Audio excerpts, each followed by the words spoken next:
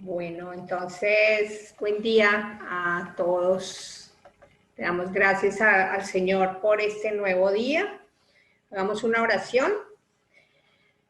Dándole gracias al Señor, bendito Dios, por este nuevo día, por esta nueva oportunidad que nos da de estar acá, reunidos para adorarte, para exaltar tu nombre, para gozar de tus cuidados, de tu protección, de tu existencia cada día en nuestras vidas, Señor. Te damos muchas gracias. Hoy, como siempre lo hacemos, te pedimos perdón por nuestras faltas, nuestras debilidades, todas las cosas en las que seguimos fallándote, pero te pedimos que por favor en nosotros sea también esa realidad de querer y procurar hacer lo correcto delante de ti, pero aún si fallamos, abogado tenemos delante del Padre Jesucristo y también podemos presentarnos para pedirte perdón y saber que nos perdonas y nos limpias. Gracias, Señor, te damos por tu bondad, tu misericordia, por este nuevo día, porque tu palabra dice que nuevas son tus misericordias cada mañana. Y tu fidelidad también, Señor. Por eso te damos muchas gracias y queremos adorarte y bendecir tu nombre, Señor, porque a eso queremos dedicar también nuestra vida, a darte la gloria, a adorarte y a exaltarte, porque ¿quién como tú, Señor? Como tú no hay nadie. Por eso vamos a cantarle al Señor. Empecemos este tiempo adorándole.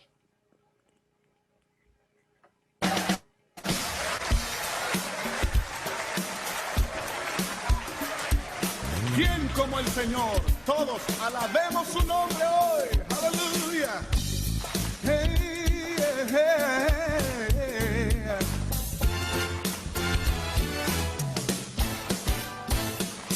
¿Quién como el Señor? No hay nadie. ¿Quién como el Señor?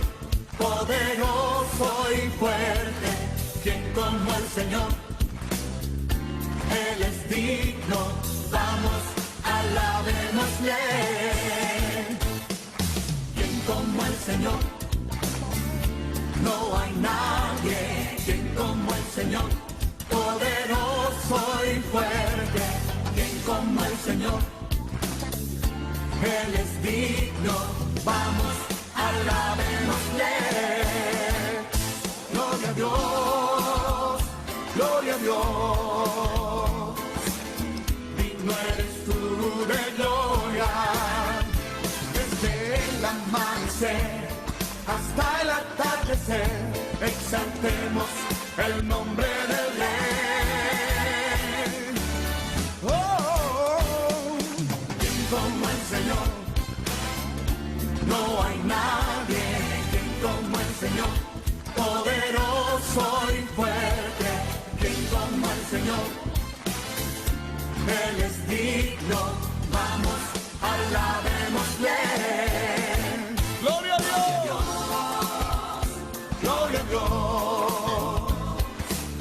Digno eres tú de gloria, desde el amanecer hasta el atardecer, exaltemos el nombre del Rey.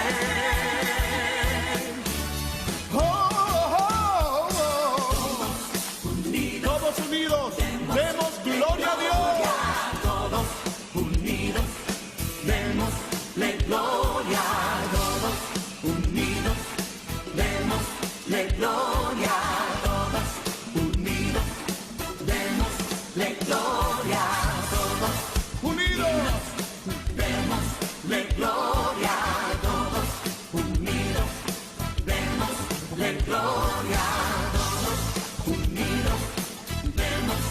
Gloria a todos unidos, démosle gloria. Digno es el Dios de Israel.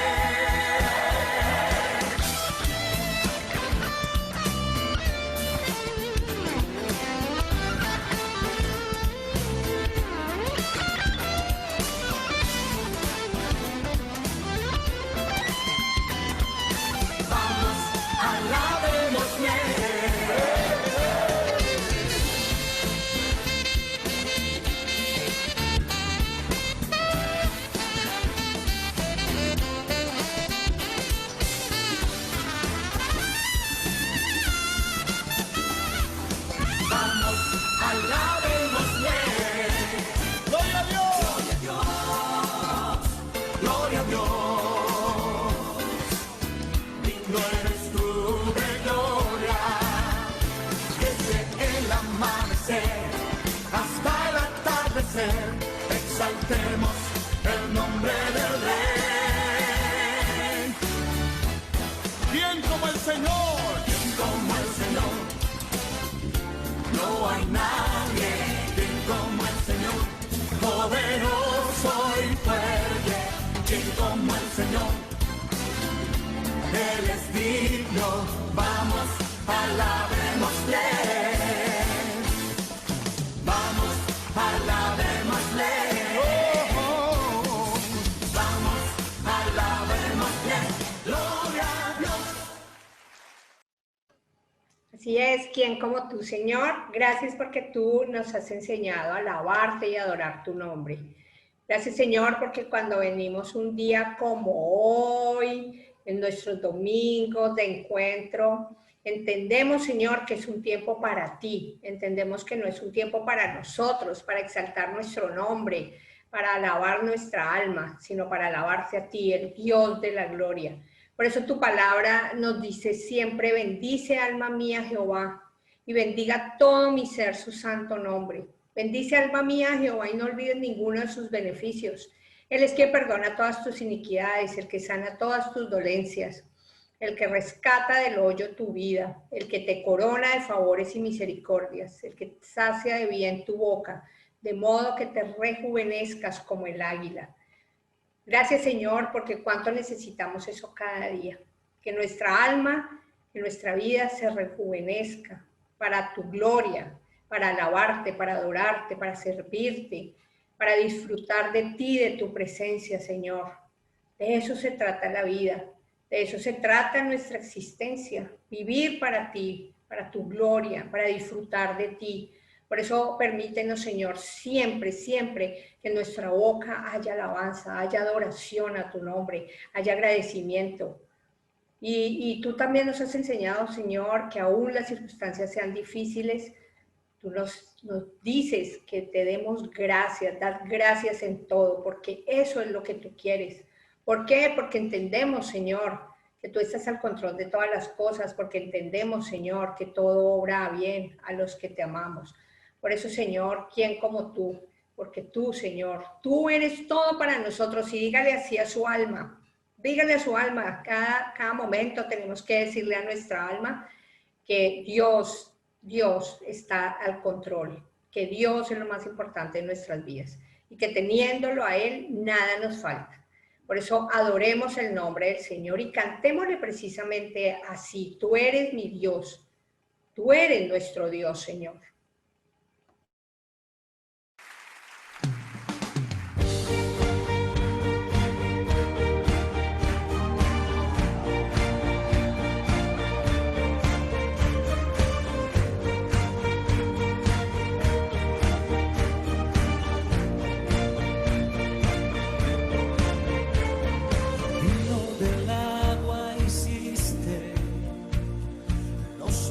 Del ciego abriste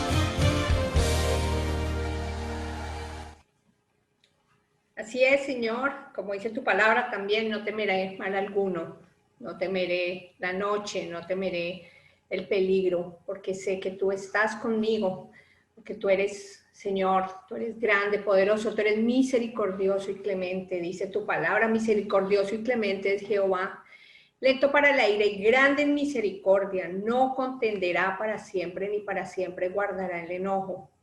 No ha hecho conforme a nuestras iniquidades, ni nos ha pagado conforme a nuestros pecados. Porque como la altura de los cielos sobre la tierra, engrandeció su misericordia sobre los que le temen. Gracias, Señor. Gracias porque de verdad tú nos formas, tú nos conduces en el caminar, Señor. Pero siempre nos acompaña tu misericordia, tu favor. Gracias. Porque así como dice tu palabra, tu misericordia y tu clemencia son grandes, Señor, y no nos pagas, no nos respondes conforme a las veces que te fallamos, que es todo el tiempo, Señor. Por eso muchas gracias por tu bondad, muchas gracias porque en ti, Señor, y por ti hemos recibido de ti, de tu mano, esa gracia que para nosotros es sublime. Bendito Señor, te adoramos y te alabamos por ese sacrificio de amor tan grande, por habernos dado la plena, la completa, la total libertad allí en esa cruz, Señor. Por eso te queremos adorar y te queremos cantar, Señor. Gracias sublime.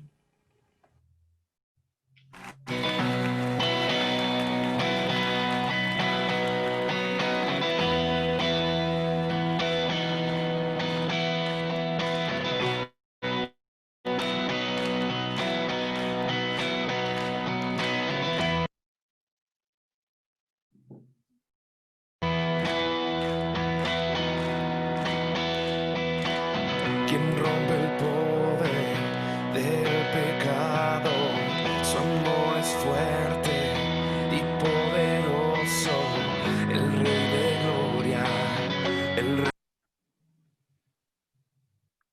Rey de majestad.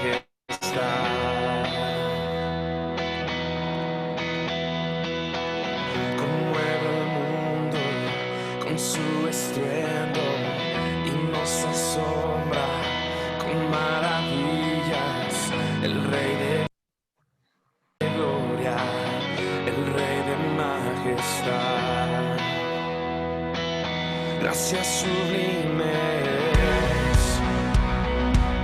perfecto es tu amor, tomaste mi lugar,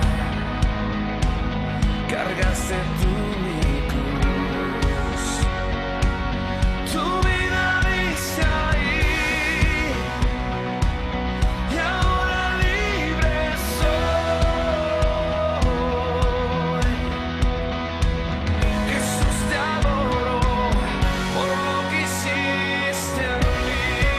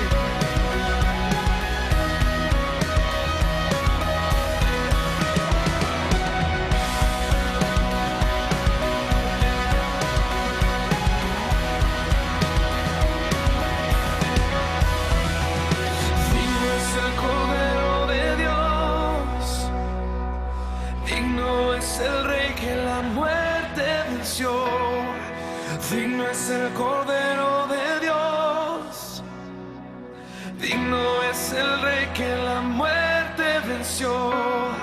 Digno es el Cordero de Dios, digno es el Rey que la muerte venció. Digno es el Cordero de Dios, digno, digno. Gracias sublimes,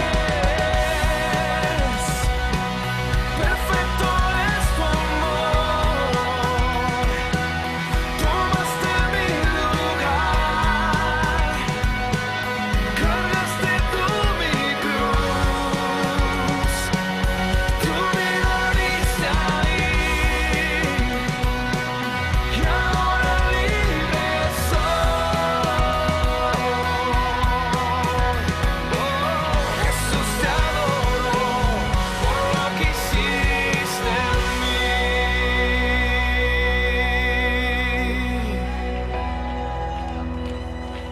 Gracias sublimes, perfecto es tu amor. Tomaste mi lugar.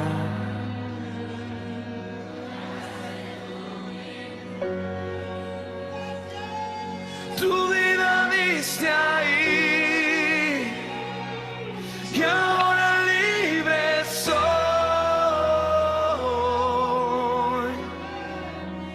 Jesús, te adoro por lo que hiciste en mí.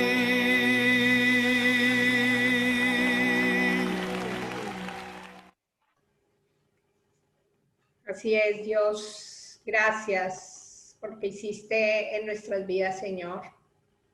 Gracias porque un día tú pusiste en orden el caos de la tierra. Pusiste en orden todo lo que hasta ese momento había, con una sola palabra de tu boca, de tus labios. Y así mismo pusiste en orden nuestras vidas. Dele gracias hoy al Señor, alábelo y bendígalo y dígale, Señor, gracias, porque en mi vida también diste orden. Mi vida era un caos antes de tenerte a ti, de conocerte a ti. Pero un día me llamaste. Y para poner orden en ese caos, me adoptaste como hijo y como hija. Gracias, Señor, incomprensible misterio de tu gracia y tu favor. Pero gracias, Señor. Y por eso es que mi vida es un testimonio, y nuestra vida y su vida es un testimonio para la gloria de Dios, para mostrarle al mundo de lo que Dios es capaz de hacer, de cómo puede transformarnos. Por eso es un honor, Señor, ser tus hijos. Señor, es un honor servirte. Es un honor que nuestra vida sea testimonio para las personas, para las naciones, para nuestras familias, para nuestro entorno. Dígale así, Señor. Dígale así al Señor. Es un honor ser tu hijo, ser tu hija.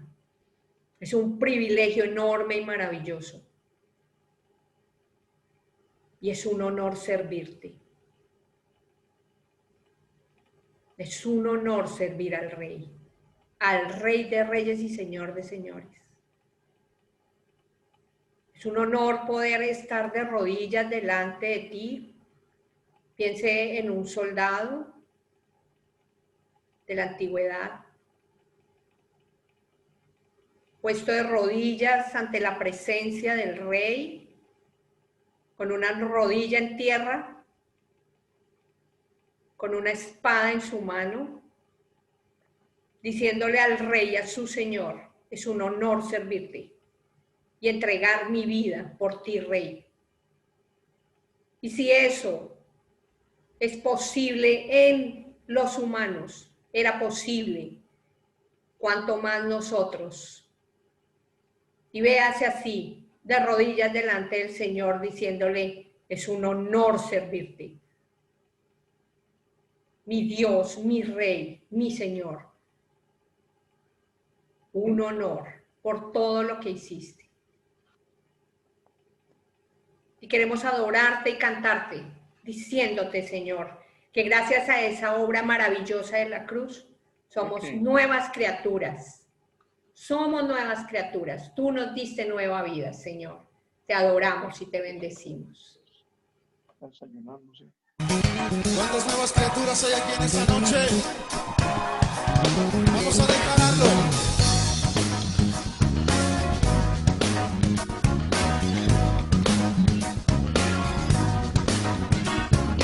Soy nueva criatura, lo declara la Escritura. Él me ha perdonado, con su sangre me ha lavado. Todos mis pecados por su sangre son borrados. Libre soy del pecado. Soy nueva criatura, lo declara la Escritura. Él me ha perdonado, con su sangre me ha lavado.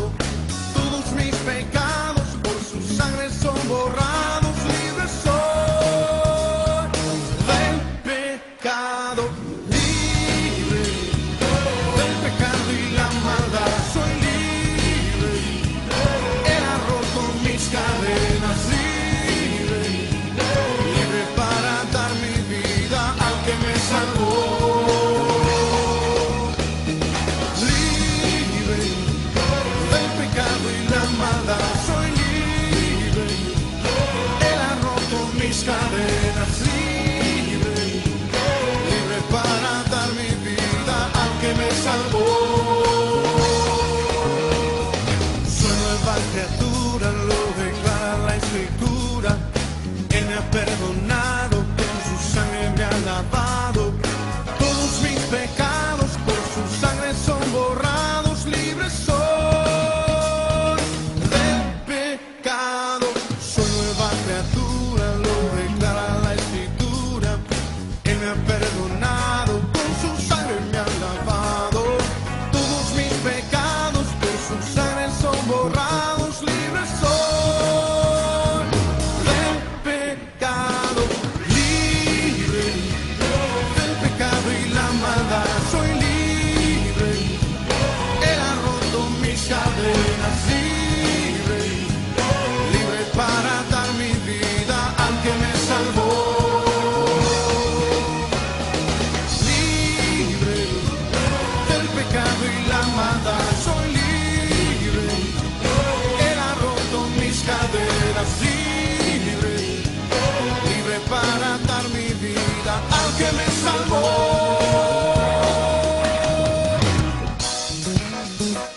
Dice la palabra de Dios: si alguno está en Cristo, nueva criatura es. Las cosas viejas pasaron, he aquí todas son hechas nuevas. Somos nuevas criaturas en Él. Cante conmigo. Soy nueva criatura, lo declara la Escritura. Soy nueva criatura, lo declara la Escritura. Soy nueva criatura, lo declara la Escritura. Soy nueva criatura, lo declara la Escritura. Soy nueva criatura, lo declara la Escritura. Soy nueva criatura, lo declara la Escritura. Soy nueva criatura, lo declara la Escritura. Soy nueva criatura, lo declara la Escritura. Soy nueva criatura, lo declara la Escritura. Soy nueva criatura, lo declara la Escritura. Libre del pecado y la maldad. Soy libre. Él ha roto mis cadenas. Libre, libre para dar mi vida al que me salvó. Libre del pecado y la maldad. Soy libre. Él ha roto mis cadenas. Libre, libre para dar mi vida al que me salvó. Soy nueva criatura, lo declara la Escritura. Así es, Señor, te alabamos, te adoramos por esta verdad en nuestras vidas. porque ahora somos libres, libres, Señor, de todo lo que nos esclavizaba, de ese pecado, de esa maldad en nuestro corazón, porque tú quitaste la venda de nuestros ojos un día, nos abriste a una nueva verdad, a una nueva realidad, nos diste propósito. Nuestra vida realmente cambió después de que te conocimos, Señor, por eso muchas gracias. Pero también piense en todas las personas que aún están esclavas, las personas que usted conoce. Dígale, Señor, mi vida para servirte tiene que ver con llevar a otros a que te conozcan, a que puedan disfrutar de lo que yo disfruto, a que se puedan reconciliar contigo, a que puedan volver en amistad contigo, Señor. Ese sería mi ofrenda para ti. Ese sería mi acto de adoración mayor, además de comportarme de la manera como tú quieres. Pero en esta mañana te hemos adorado y te hemos alabado, Señor, por ese amor tan grande, tan inmerecido, esa clemencia, esa misericordia, inexplicable, inexplicable para nosotros. Pero así eres tú, Señor, así eres tú, tan bueno, tan bondadoso, tan paternal, tan fiel, pero también tan recto, tan justo, Señor. Por eso, gracias, Dios. En esta mañana queremos adorarte también con nuestras finanzas, dándote gracias, adorándote, reconociendo que todo lo que tenemos es tuyo, Señor, y viene de ti. Gracias, Señor, gracias por tu fidelidad en el área financiera. Gracias, Señor, porque nuestras alacenas han estado llenas. Y a veces hemos visto dificultades, pero en cualquier momento, Señor, nos has sorprendido. Muchas gracias. Gracias por nuestras finanzas personales. Gracias por las finanzas de la iglesia. También te queremos adorar y alabar por eso, por tu fidelidad, por la fidelidad de tus hijos, Señor. Que aún en medio de esta dificultad financiera que muchos están viviendo, han sido fieles a ti, Señor. Muchas gracias, bendice, multiplica. ¿Cuánto necesitamos, Señor? Seguir experimentando esa fidelidad y esa paternidad que viene de ti. Te damos infinitas gracias, Señor. En el nombre de Jesús. Amén. Bueno, buen día para todos. Tenemos unos anuncios, como siempre. Queremos tenerles al tanto de tantas cosas lindas y maravillosas. Bueno, nuestra iglesia, Restauración Ágape, en Fort Rosario. Ustedes saben que dentro de nuestros propósitos, en el propósito de edificar, hay una estrategia y se trata de que podamos trabajar de manera homogénea, ¿cierto? Con grupos homogéneos, grupos en donde haya necesidades comunes, ¿verdad? Y que las personas que van creciendo dentro de la iglesia, no solamente en madurez espiritual, sino en edad física también, puedan pasar por los diferentes movimientos. Entonces, fíjese cómo hemos conocido personas que han iniciado en el Arca de Noé, los niños han iniciado allí su proceso de encontrarse con el Señor, aprenden a amarlo, porque la Biblia dice que es necesario que así sea desde niños, para que luego cuando sean grandes no tuerzan sus caminos. Pero ellos van creciendo y llegan a una edad más o menos de 13 años, ¿cierto? 13 años, 14, en donde ya pasan al movimiento vida estudiantil, están en otra etapa de sus vidas, tienen contacto más con compañeritos del colegio, con otras informaciones, y nosotros debemos ayudarlos a ellos a seguir caminando y caminando por este sendero del conocimiento del Señor, para reforzar sus convicciones, ¿cierto? Ustedes saben que cuando uno es adolescente sabe que no es grande, no es niño, quiere ser grande, y hay muchas inquietudes, hay muchas preguntas, ¿verdad? Bueno, pero uno sigue creciendo y luego pasamos al movimiento PEC, ya es otra etapa de la vida, ya entramos en una edad de madurez en donde nos preocupamos por otras cosas como la facultad, el trabajo, ya empieza uno a pensar en otras cosas que no pensaba ni cuando estaba en el arca ni en vida estudiantil, ¿verdad? Entonces queremos también tener ese espacio para las personas que se encuentran en ese movimiento, tratar de dar respuestas a ello, a esas inquietudes. Además que también empiezan a surgir otras inquietudes de conformar una familia. Empieza uno a entrar más adelante dentro de este grupo, una edad en donde uno quisiera también compartir la vida con una pareja, construir una familia. Luego entonces, por la gracia y el favor de Dios, las personas se casan. Se casan las personas y empiezan a constituir las familias, entonces tenemos acá el movimiento de parejas siglo XXI, así lo llamamos. Hay otras necesidades ya de la pareja, de acoplamiento, de ver cómo pueden manejar los asuntos familiares. Si ve cómo todo esto se va concentrando y vamos, como les digo, creciendo no solamente en madurez espiritual, sino también la etapa de la vida en la que estamos también nos está trayendo otra información y otras preguntas y otros cuestionamientos que debemos resolver desde la palabra de Dios. Y tenemos finalmente el movimiento de hombres de verdad y mujeres sabias, que es otra etapa ya de madurez, pero también en donde le damos espacio a hombres, mujeres que están solos, viudos, separados. Bueno, tratamos de darle espacio para que nadie se quede por fuera, para hacer respuesta.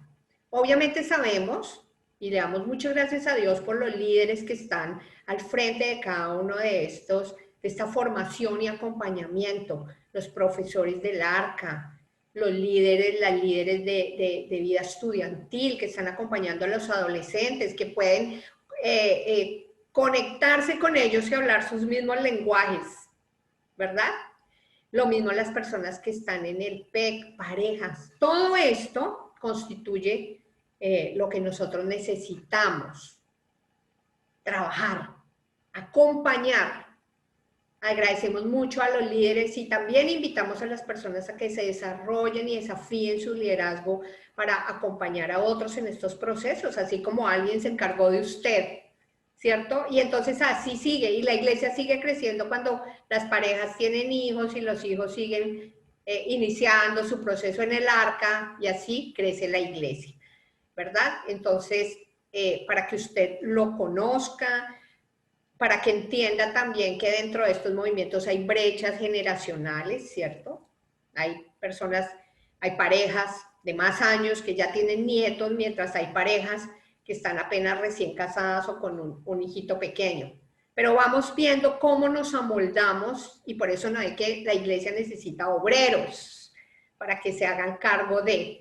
Pero bueno, por ahora le damos gracias al Señor porque es una estrategia que nos funciona y es una estrategia donde bienvenidos, y cada uno de ustedes espero que se encuentre ubicado, ubíquese en uno de esos y diga: yo formo parte de este movimiento, aquí estoy yo, acá me están discipulando, aquí me están dando, y si no está en alguno de esos movimientos, le invitamos a que responda al llamado de discipularse. ¿Está bien? Porque de eso se trata, de discipular y de cuidar la grey del Señor.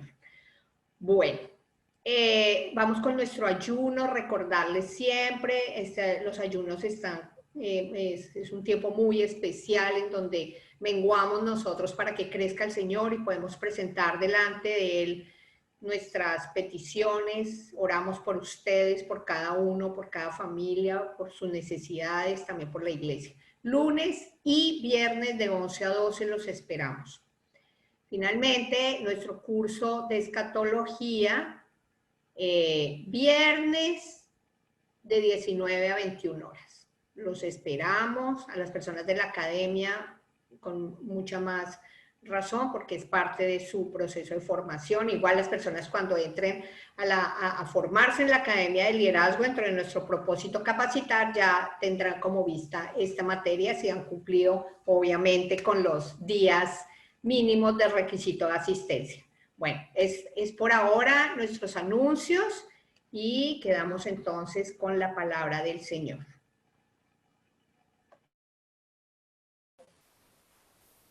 Bueno, buenos días a todos los que de pronto no había podido saludar. Qué bueno verlos, qué bueno que estemos todos hoy acá. Durante este mes de agosto hemos venido hablando de unos temas que son pues, fundamentales para la vida cristiana. El primer domingo de agosto hablamos sobre la seguridad de salvación, sobre la seguridad que yo puedo tener, que Dios anhela que yo conozca esa seguridad, de que una vez salvo, pues ahí me mantengo, pero por su fidelidad, por su promesa. El segundo domingo del mes estábamos hablando acerca de la realidad, de la diferencia y del verdadero peso que tienen las obras y la fe y las obras en el cristiano, y veíamos los dos puntos de vista que por encimita pueden ser como contradictorios, el punto de vista de Pablo y de Santiago, pero que cuando los estudiamos nos damos cuenta de que al contrario, se complementan.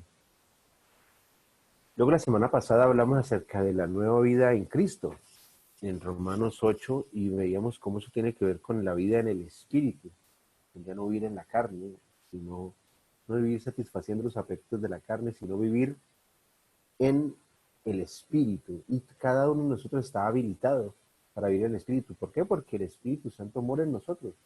Simplemente es en aquellas ocasiones en las cuales no le permitimos a Él que sea el que nos controle y nos capacite, es cuando pues todo se nos va de las manos. Pero es una realidad, es una posibilidad que nosotros tenemos de vivir en el Espíritu. Y la meta de todo cristiano es vivir lo más cerca al 100% del tiempo en el Espíritu, ¿bien? Para que no tengamos, bueno, para que no le demos oportunidad a la carne de que sea la que mete el palo en la rueda, pues, y nos haga tropezar, y nos haga caer. Hoy vamos a hablar acerca de un tema que es bien interesante. Yo sé que, como ustedes son buenos estudiosos de la Biblia, sé que han pasado por esta parte de la Biblia, y queríamos aclarar un poquito o ahondar, profundizar un poquito más en este tema. Quiero que abran su Biblia en la segunda carta a los Corintios, el capítulo 5. Segunda carta a los Corintios, capítulo 5.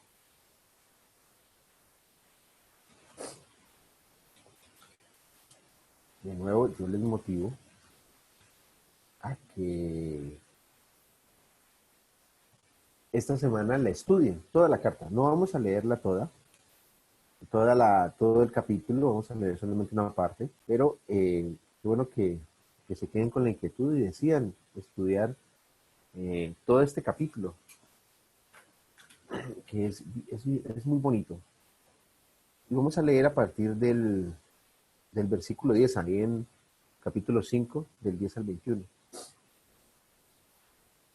Vamos a leer, ahí está en su Biblia normalmente, bueno, es probable, las que tienen los títulos temáticos allí, debe decir, antes de que empiece el 11, debe decir el Ministerio de la Reconciliación. ¿Cierto?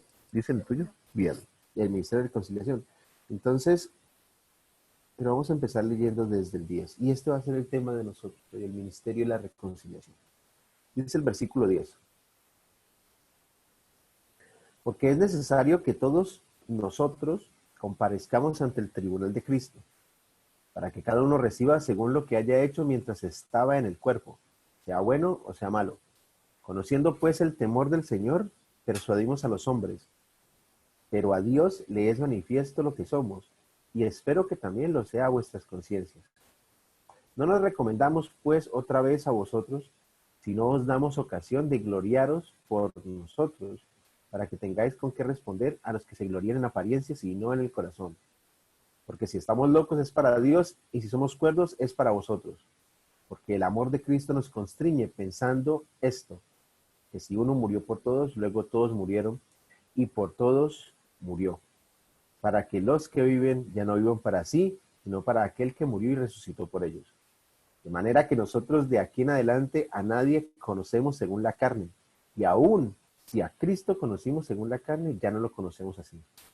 De modo que si alguno está en Cristo, nueva criatura es. Las cosas viejas pasaron, he aquí todas son hechas nuevas. Y todo esto proviene de Dios, quien nos reconcilió consigo mismo por Cristo, y nos dio el ministerio de la reconciliación. Que Dios estaba en Cristo reconciliando consigo al mundo, no tomándoles en cuenta a los hombres sus pecados, y nos encargó a nosotros la palabra de la reconciliación. Así que somos embajadores en nombre de Cristo, como si Dios rogase por medio de nosotros. Os rogamos en nombre de Cristo, reconciliaos con Dios. Al que no conoció pecado por nosotros lo hizo pecado, para que nosotros fuésemos hechos justicia de Dios delante de él. Cuando uno empieza a conocer a Dios, hay una etapa inicial que es muy bonita y que mucha gente, digamos, el término que se usa normalmente es como el primer amor, ¿no? Como ese primer momento en que la persona se acerca, Dios ha hecho una transformación importante, apenas es el primer paso en el trabajo, pero Dios ha hecho una transformación importante. El creyente se siente bien, se siente en casa, se siente realmente que encontró, que su vida ha cambiado y que encontró la respuesta que tanto está buscando. Y no es solamente que lo siente, nosotros sabemos que es la realidad. Pero en ese momento, ese tiempo suele ser muy, muy emotivo. ¿Bien? Y luego viene una etapa en la cual uno entiende que ha sido llamado para hacer algo por Dios, para hacer algo para Él. ¿Bien? Y de pronto hay personas que piensan, ¿no? Decir, no, yo quiero hacer algo grande para Dios, yo quiero hacer algo realmente importante, o sea, yo quiero hacer una cosa de una magnitud grandiosa, así como Dios es grandioso, pues. ¿Bien? Pero lo que Dios nos dice es muy simple. Dice, Él simplemente quiere que nosotros seamos sus siervos. Eso es todo lo que Él quiere. Sírvame. No necesito que se pongan metas espectaculares y cosas. Solo sírvame. Entonces, a veces uno ve personas, y con esto no es, mi intención es juzgar las personas, los corazones los conoce solamente Dios, pero hay veces que uno ve personas que se esfuerzan mucho y uno dice, uno puede decir, bueno, esta persona, no lo sé, pero uno puede decir, ¿esta persona realmente está buscando ser un siervo de Dios o está buscando una gloria personal? Es una pregunta válida. Vemos a mucha gente que en todos los aspectos de la vida lo que busca es la gloria personal. Pero en mi actitud de servicio hacia Dios, ¿yo qué quiero ser? ¿Quiero ser un siervo para Él? ¿O estoy intentando lograr cosas grandes para mí mismo? No lo sé. Eso solamente lo sabe el Señor. Tal vez haya personas que sirven al Señor por una ambición personal. Tal vez haya algo de egoísmo en esto. No lo sé. Pero lo que sí sé y en lo que vamos a profundizar hoy es que si yo en verdad deseo servirle al Señor, de corazón deseo servirle, la palabra me dice a mí, me da la seguridad, la palabra, de que yo puedo hacer algo por lo cual Él me va a recompensar. Él me va a recompensar. Hay algo que yo sí puedo hacer por lo cual Él me va a recompensar. Y entonces, en el texto que leímos hoy, que bueno, empezamos en el versículo 10, les animo a que se lean el capítulo completo, pero en el texto que leímos hoy, que vamos a ir revisando, hay suficientes motivos para impulsar nuestro servicio a Dios, ¿ya? Hay suficientes motivos ahí para que nosotros mantengamos una constante intención, un fervor, el deseo constante de ser sus siervos y de ser sus siervos de una manera completa. ¿Sí? Hay suficientes motivos allí. Y bueno, vamos a aplicarnos directamente al texto. En el versículo 10 me dice una cosa que es ineludible para todo cristiano. Dice que en algún día yo me presentaré delante de él. Y dice que tendré que rendirle cuentas por mi servicio. Lo pone así, porque es necesario que todos nosotros comparezcamos ante el tribunal de Cristo, para que cada uno reciba según lo que haya hecho mientras estaba en el cuerpo, sea bueno o sea malo. Cuando yo me puse a investigar sobre esto, porque a mí me gusta, siempre les hablo del contexto, y es porque es algo que yo trato de aplicar. Yo trato de entender, bueno, quién era el que estaba hablando, a quién le estaba hablando, dónde les estaba hablando. Y resulta ser que investigando en esto, me di cuenta que ahí en la ciudad de Corinto, aún hoy todavía se pueden ver las ruinas de una especie como de tribuna, como un estrado, ¿ya? Y ese estrado se llama, lo llamaban la bema, con B de burro, la bema. Ahora, ¿por qué es interesante esto? Porque es que muchos de los historiadores de la Biblia concuerdan con que cuando Pablo fue a Corintio, fue desde ahí, desde la bema, que les habló a los corintios.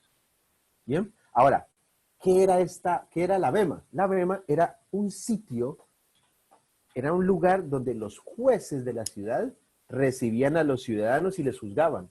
Pero, y ese es el punto interesantísimo que conecta muy bien con lo que Pablo está diciendo, pero ese juicio no era para cuestiones que fueran de vida o muerte, era para otro tipo de cuestiones.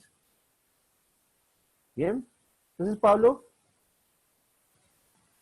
este ya me pareció muy interesante, muy cautivador a mí, porque yo decía, puede ser mera coincidencia, pero con Dios no hay coincidencias. Y entonces cuando Pablo le está diciendo a estas personas que están allí, es necesario que todos nosotros comparezcamos. Nosotros tenemos que tener en mente, ojo, que le está hablando a creyentes, ¿ya?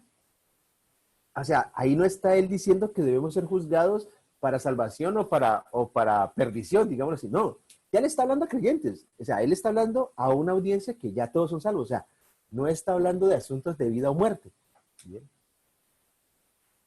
En el tribunal de Cristo, todos los cristianos seremos juzgados con respecto a las obras que hayamos llevado a cabo en esta vida.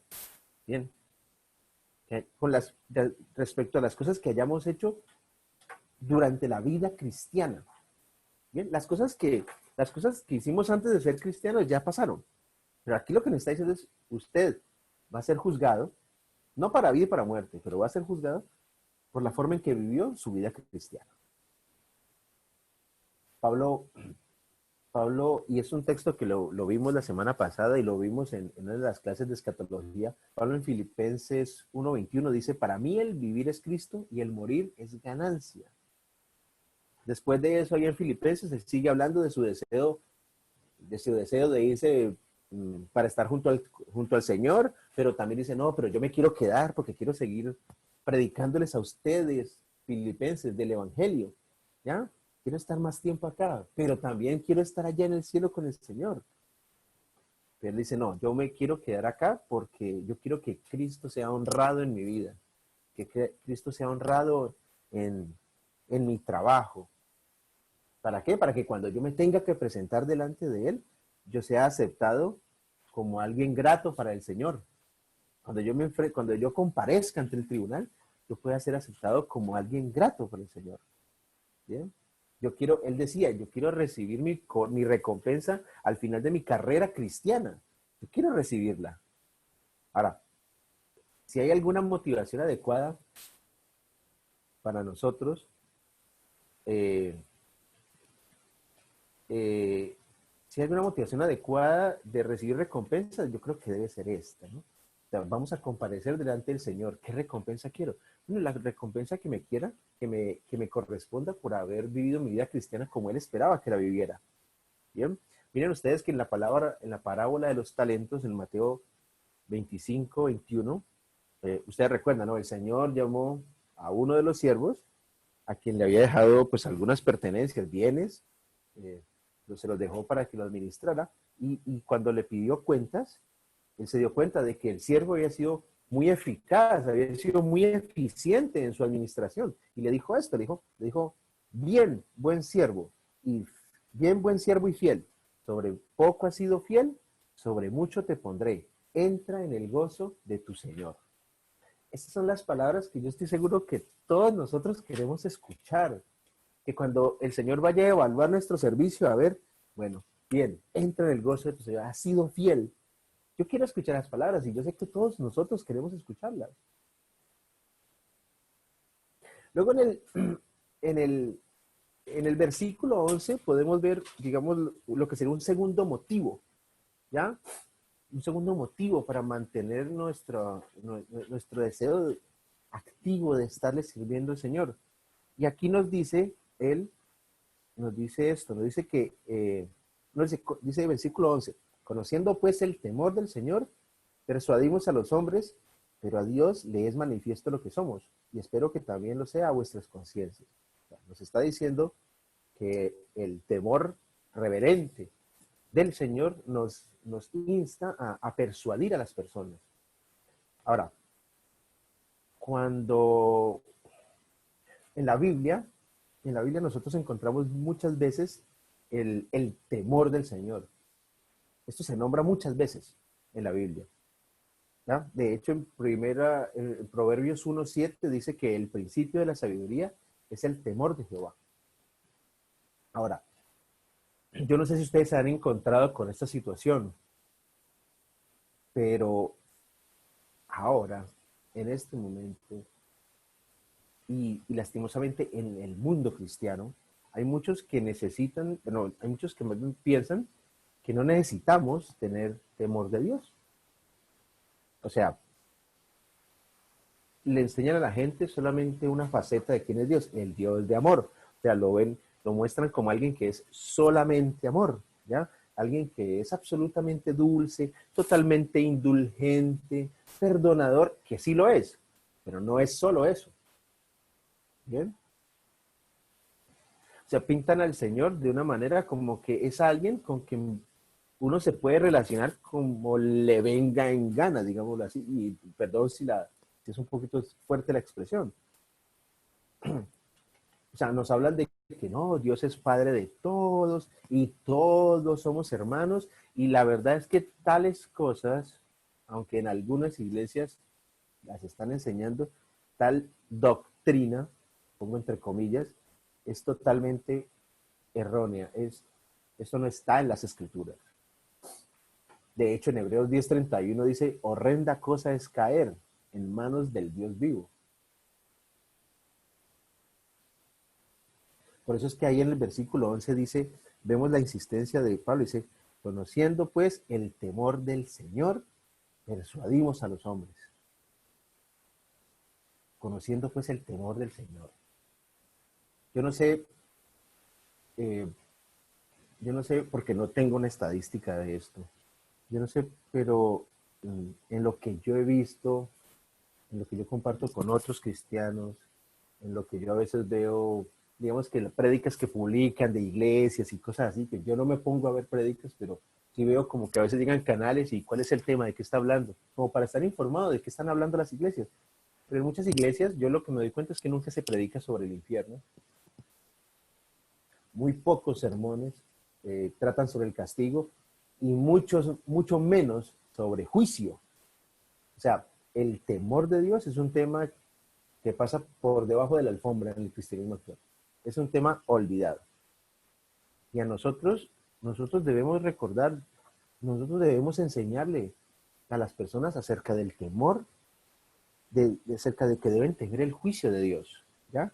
La gente tiene que saber que si no se acerca a Dios de la manera que Él ha establecido, no de las ideas posmodernas, ni en mi imaginación, como yo creo que es Dios, no. Si yo no me acerco a Dios a la manera que Él ha establecido, de la manera que Él ha establecido, voy a tener que pasar por juicio. Voy a tener que presentarme ante Él para ser juzgado. La gente tiene que saber eso. No podemos tomar a Dios a la ligera, no podemos acercarnos a Dios como nos parezca, ni las condiciones que ponemos nosotros. no nos acercamos de la manera que Él ha establecido, vamos a presentarnos ante Él para ser juzgados.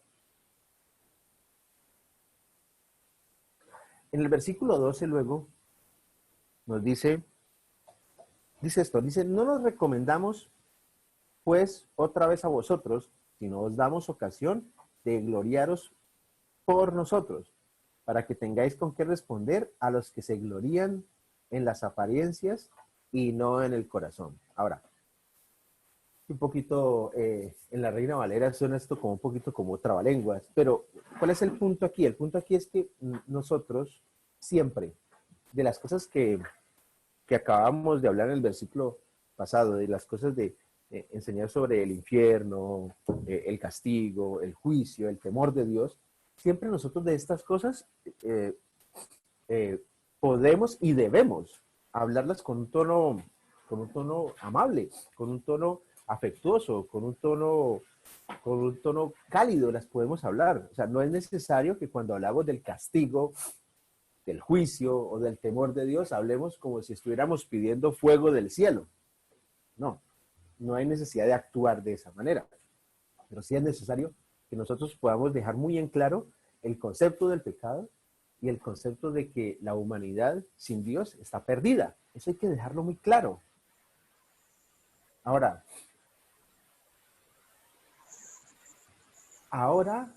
a la gente, no digo ustedes, digo yo, pero ahora a la gente, a todos ustedes los conozco y yo sé que a ustedes les gusta un mensaje que sea así fuerte, bíblico, yo sé, pero a la mayoría de la gente le gusta escuchar temas sobre prosperidad, sobre triunfo personal, sobre motivación, sobre autoayuda, o sea, sobre cosas que sean agradables de escuchar, sobre cosas que me hagan sentir bien. Yo quiero ir a la iglesia a que me hagan sentir bien, dicen muchas personas. Yo quiero ir a oír un tema que me haga sentir bonito por dentro, que me haga sentir bien conmigo mismo. Pero ese es el mensaje que la gente necesita escuchar. Nosotros necesitamos comunicar el completo mensaje de la palabra de Dios. Y si el mensaje completo de la palabra de Dios habla del tema, del temor de Dios, del juicio, del castigo, del infierno, tenemos que hablarlo. Tenemos que exponer la totalidad del mensaje de Dios. Lo más seguro es que esto no nos va a traer ni elogios, ni popularidad, ni más deditos arriba, pues, cuando se publica en YouTube, dedito arriba, no, dedito abajo. Pero no importa, no es un concurso de popularidad, ¿ya? Ya, la palabra de Dios, si nosotros estamos nosotros, y digo nosotros porque todos estamos en esta labor, si nosotros estamos para difundir la palabra de Dios, entonces a mí no me importa si no recibo elogios, a mí no me importa si alguien, no me debe importar nunca, si alguien no llega a sentirse orgulloso de mí. No, si vieras, tenemos un líder, tenemos un pastor, y el que predica en nuestra iglesia, eso, tiene unos temas re bonitos. Sí, no, a nosotros no nos interesa eso, esa no es nuestra motivación. Nuestra motivación es presentar completa la palabra de Dios, completo el mensaje de Dios. Esa tiene que ser nuestra motivación, que la gente reconozca la realidad de Dios, toda la realidad. Yo les pregunto esto, preguntémonos todos, más bien. ¿Cuántas de las personas con las que normalmente nos relacionamos, con las que nos cruzamos a diario, el de la panadería, el señor que hace el praliné en la esquina, donde cargo la tarjeta del colectivo, mis vecinos, cuántas de las personas con las que nos relacionamos día a día van camino al infierno? Así, no lo adorno, no lo voy a adornar con este término. ¿Cuántas de las personas con las que día a día nos relacionamos van camino al infierno?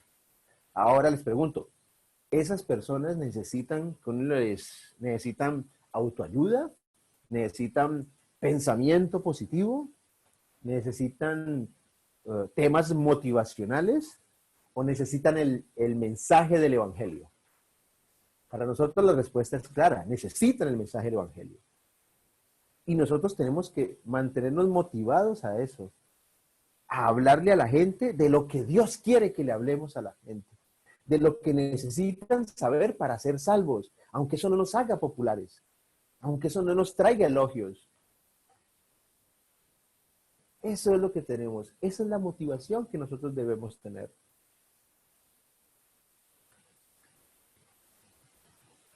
¿Por qué esto? Porque en el versículo lo dice esto. Mire lo que dice el versículo 3 y cómo redondea la idea Pablo. Dice, porque si estamos locos, es para Dios. Y si somos cuerdos, es para vosotros. Pablo está admitiendo que es posible que la gente pueda llegar a pensar que podría llegar a pensar que él estaba loco y puede llegar a pensar que nosotros estamos locos. Yo he pasado por esa situación. Y lo curioso es que he pasado por esa situación, no acá, sino en Colombia con amigos y que obviamente es el peso del testimonio anterior, ¿no? Como que me conocieron antes, me conocieron como cristiano y ya cuando les hablaba como cristiano, como que me decían, no, usted enloqueciste. Bueno, a Pablo le pasaba y nosotros debemos entender que hay gente que nos puede tomar por locos, pero a Pablo no le importaba y a nosotros no debe importarnos porque lo que hacemos es para Dios. Recuerden lo que dice en primera a los Corintios 1:18. Dice Pablo, el mismo Pablo dice, porque la palabra de la cruz es locura a los que se pierden, pero a los que se salvan, esto es a nosotros, es poder de Dios. Si estamos locos, no importa, estamos locos por y para Dios. Siguiendo ahí con el texto que estamos leyendo, en el versículos 14 y 15 nos da lo que sería una tercera motivación para servir al Señor. La primera era que todos compareceremos ante el tribunal. La segunda, que el Señor nos... ¿Cuál era la segunda? Me perdí. La segunda era que... La primera es, la segunda es que... listo, que el Señor nos persuade de esto. Y la tercera, la vamos a mirar aquí, en 14:15. Dice, ahí en la segunda a los Corintios 5, dice, porque el amor de Cristo nos constriñe pensando esto, que si no murió por todos, luego todos murieron, y por todos murió, para que los que viven ya no vivan para sí, sino para aquel que murió y resucitó por ellos. ¿Bien? Perdón un segundo.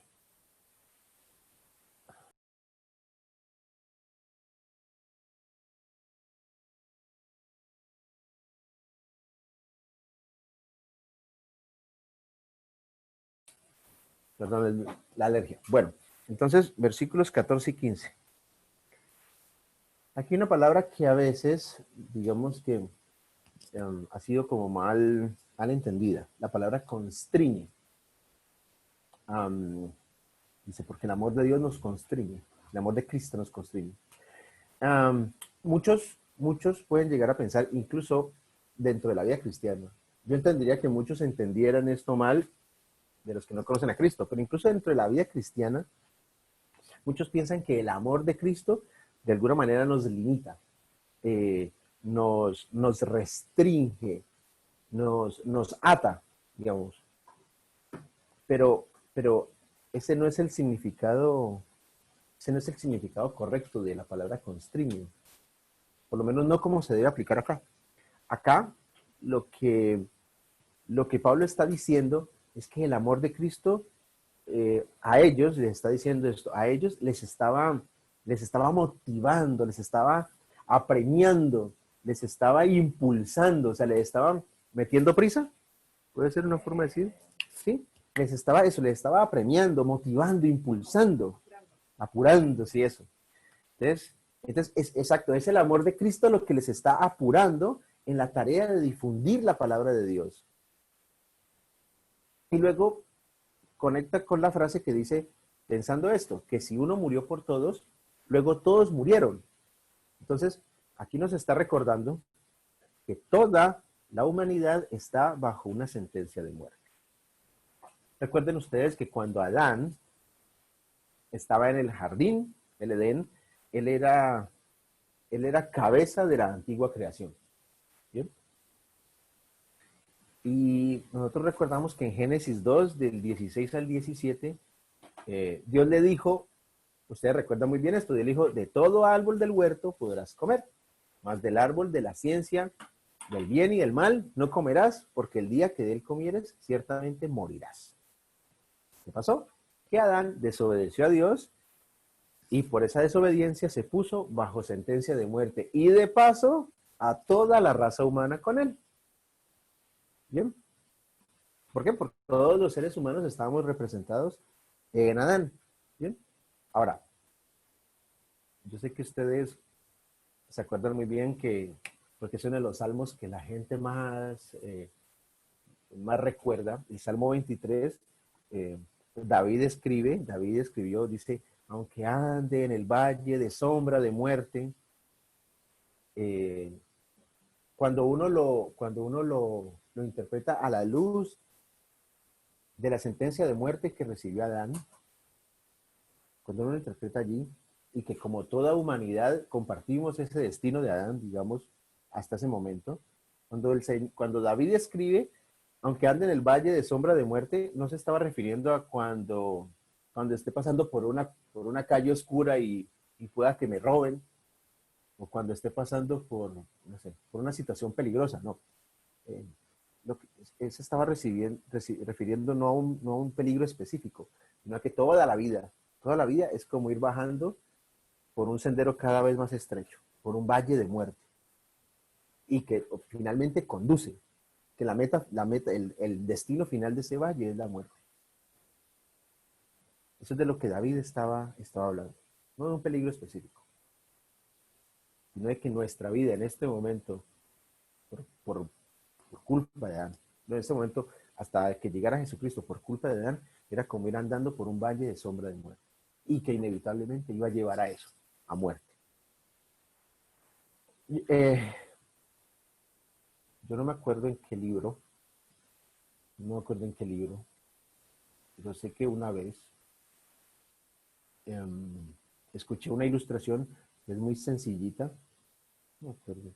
Es muy sencillita para explicar la caída de Adán, ¿bien? Y para explicar las consecuencias que eso trajo para toda la humanidad, para nosotros. Y la ilustración era más o menos esto. Imaginemos que en la cima de una montaña bien alta, ahí en la cima se encontraba el paraíso, ¿bien? Allí puso Dios al hombre después de crearlo. Ahí puso a Adán, ya, ¿listo? Ahí en la cima de esa montaña donde estaba el paraíso, en ese lugar Adán tenía todo lo que era bueno para él, todo. Y tenía todo a disposición suya. Solo tenía una condición, una cosa que Dios le pidió que no hiciera. ¿Bien? Ahora, Adán era un hombre sin pecado, creado sin pecado hasta ese momento, sin pecado. En ese momento él tenía la posibilidad de elegir. ¿Ya? Dios le había prohibido hacer algo y él tenía la posibilidad de elegir. ¿Y qué eligió? Precisamente hacer lo que Dios le había prohibido que hiciera. Bien. Entonces, ¿qué pasó? Estamos en el jardín, estamos en el paraíso, en la montaña. Adán peca y entonces se viene rodando de la montaña. Se cae de la montaña. Pum, llega hasta lo plano, pues llega hasta el valle. Se cayó desde esa altura. Bien. Una vez estando allá abajo, pues Adán empezó a tener descendencia, dio inicio a toda la humanidad. Bien. Ahí tuvo sus hijos, el resto de su vida lo vivió abajo, en el valle. Ya perdió la cima. ¿Qué pasó? Cada una de esas personas que iban naciendo no nacía acá arriba, en la cima, nacía en el valle. Nacían abajo con Adán. Todos nosotros, ninguno de nosotros pudo recuperar la cima. Todos los que nacimos después de la caída de Adán, nacimos con Adán allá abajo. ¿Bien?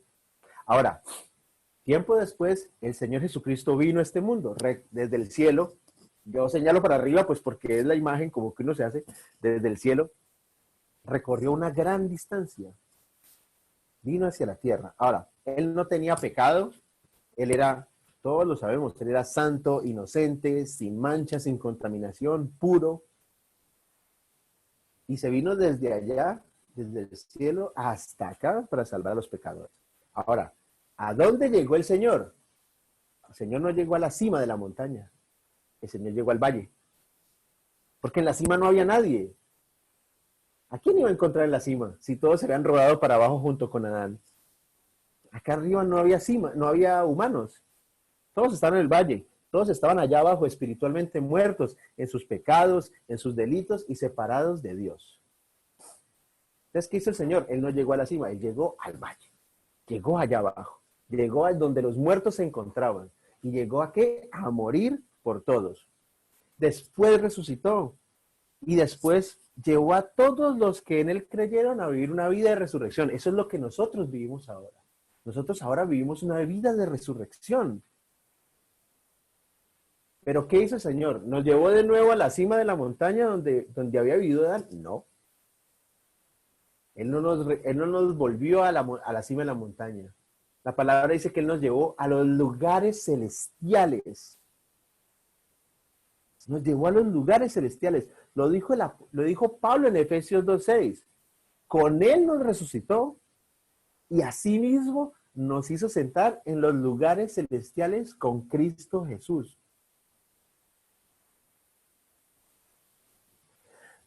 El Señor Jesús ocupó nuestro lugar y todos los que creemos en Él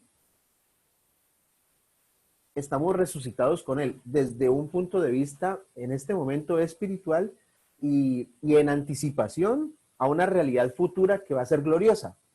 ¿Bien? Pero nosotros ahora estamos resucitados con Él. Nosotros no fuimos resucitados para volver a ser puestos en la cima de la montaña de la cual cayó Adán, ¿bien? Sino que Él nos resucitó para llevarnos a lugares celestiales. Él tomó nuestro lugar en la cruz.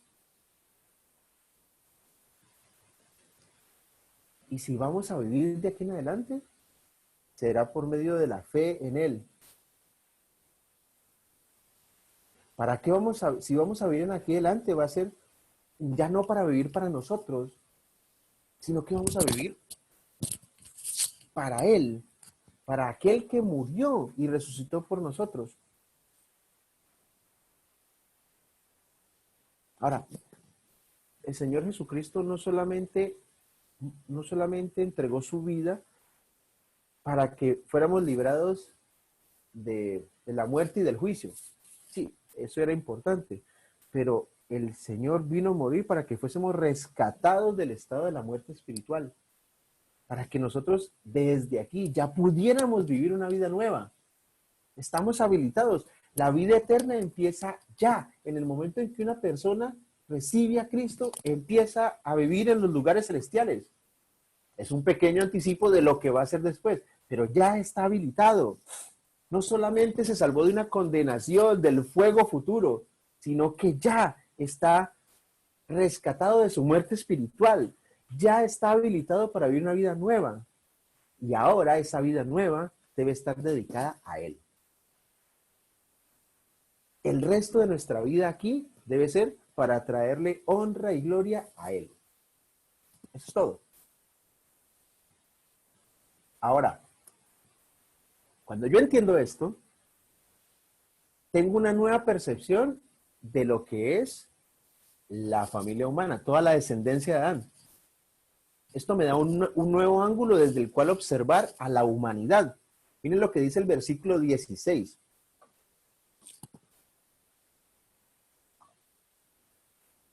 Dice, de manera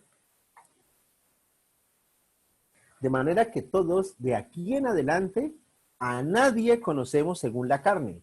Y aun si a Cristo conocimos según la carne, ya no lo conocemos así. Lo dice en otra versión, dice, de manera que nosotros de aquí en adelante a nadie conocemos según los criterios de este mundo. Y aun si a Cristo conocimos según esos criterios humanos, ya no lo conocemos así. Ahora nosotros no debemos pensar en nadie según los criterios de este mundo. O sea, ahora yo y cada uno de nosotros lo único que ve son personas perdidas. ¿Ya? O sea, nosotros ya no clasificamos a las personas según su raza, según su clase social, según su intelecto. ¿Ya? Lo único que nosotros vemos es gente que anda de acuerdo a la vieja naturaleza. ¿Bien? O sea, lo único que vemos es gente que está perdida sin Cristo. ¿Bien? Pero nosotros entendemos que Cristo, al igual que por nosotros, murió por todos ellos. Y esto sin distinción, sin importar el nivel que ocupan en la sociedad, sin importar de qué color es su piel, sin importar nada de lo que se piense de ellos desde el punto de vista humano. Nada de eso importa. Cristo murió por todos. Bien. Santiago hizo en su segunda carta, en el segundo capítulo de su carta, perdón, en el segundo capítulo de su carta, él dice que está mal que en una congregación se le dé el lugar de honor a una persona que se acercase, y lo pone allí como que se acercase con un gran anillo en su mano y vestida con ropa lujosa, con ropa cara, dice. Y que por el contrario, a una persona que estuviera más bien humildemente, pobremente vestida, se la colocara en un lugar donde casi nadie la viera, poco visible. ¿Sí? ¿Por qué? ¿Por qué decía Santiago esto? Porque él nos estaba recordando, nos estaba dando a entender que como hijos de Dios, nosotros tenemos que ver a la totalidad de la familia humana como pecadores por quienes Cristo murió. Punto. No hay más. Incluso la diferencia entre judío y no judío desaparece. Todos los miembros de la raza humana son pecadores delante de Dios. La única solución para todos es que acepten el mensaje del Evangelio de Jesucristo. Esto es muy interesante desde el punto que nos pone a todos en el mismo nivel. Todos estamos en la misma condición. Claro, nosotros ya estamos del otro lado, ya estamos con Cristo, somos hijos de Dios, pero el estado inicial era igual que todos. Tenía los ojos azules, era morenito, era pobre, era rico, igual todos tenían la misma condición. Separados de Dios, van a condenación. Era así de simple. Ahora, incluso dice ahí el texto que si nosotros llegamos a conocer a Cristo alguna vez con criterios humanos, porque yo me acuerdo que cuando yo no era cristiano, yo tenía unas ideas muy claras de quién era Cristo, muy claras humanamente hablando, muy claras para lo que me alcanzaba mi intelecto. Yo conocía a Cristo con criterio humano, pero nosotros, y sé que cada uno de ustedes tenía una aproximación a la idea de Cristo desde su humanidad, desde su criterio humano, pero nosotros ya no lo conocemos así. ¿Bien? Es más, a Cristo ya no lo podemos, a Cristo mismo ya no lo podemos ver como a Él, como un humano. ¿Por qué? Porque Cristo ya no es el niño que nació en un Belén, ya Cristo no es el chico que hacía travesuras en Nazaret, que comenzó su ministerio en Galilea, que fue a Jerusalén a ser muerto en una cruz, que fue sepultado en la tumba de José, que al tercer día resucitó y que se apareció a los suyos y que se fue para el cielo. No, Cristo, esas son como digamos percepciones humanas, históricamente comprobables y eso está claro de que eso es real, ¿ya? O sea, toda esa historia es real y está relatada hermosamente aquí en la Biblia. ¿Bien? Y nosotros todos los días hacemos devocional y continuamos aprendiendo de la Biblia, pero ya no podemos pensar acerca de Cristo con criterios humanos. Lo más triste es que hay muchas personas dentro y fuera de las iglesias que todavía esta es la única forma que tienen de ver a Cristo, como un humano más, como una persona más. Pero en este momento, ahora, mientras estamos aquí reunidos, Él se encuentra en la gloria del cielo. Él se encuentra a la derecha de Dios.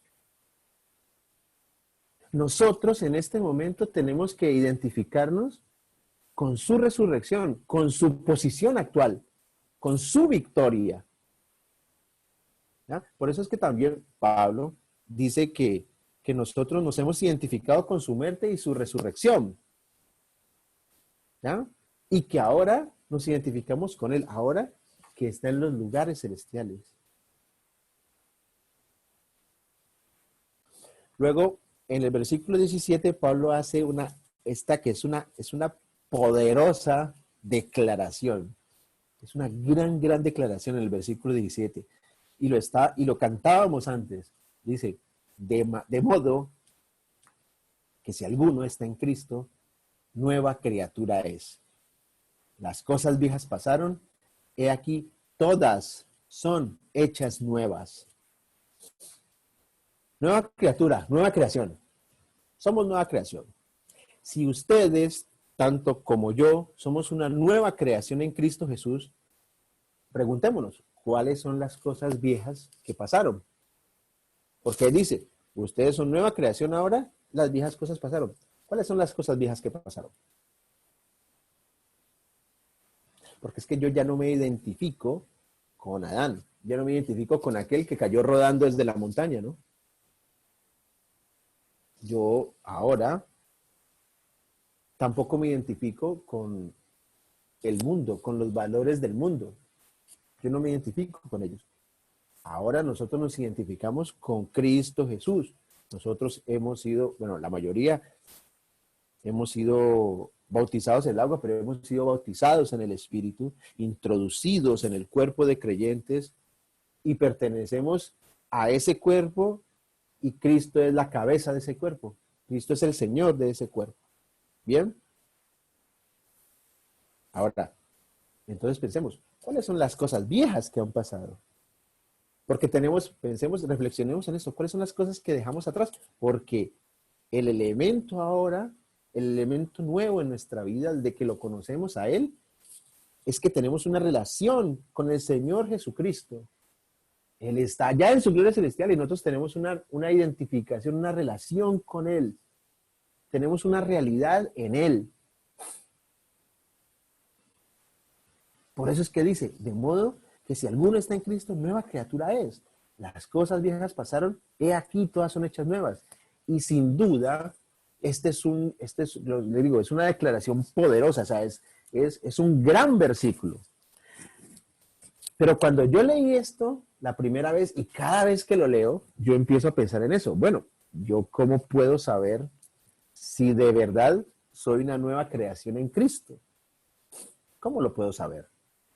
Bueno, el Señor Jesús, en Juan 5:24, recuerden que el Señor dice, de cierto os digo, el que oye mi palabra y cree al que me envió, tiene vida eterna y no vendrá condenación, sino que ha pasado de muerte a vida. Entonces aquí está como el examen simple, digámoslo así, pero simple, pero no tan simple. El Señor nos dice esto, entonces yo debo preguntarme, bueno, pregúntese cada uno de ustedes, ¿yo he creído en el Señor Jesucristo? Otra pregunta, ¿yo confío en Él? Y una tercera pregunta, ¿estoy seguro de las dos respuestas que acabo de dar?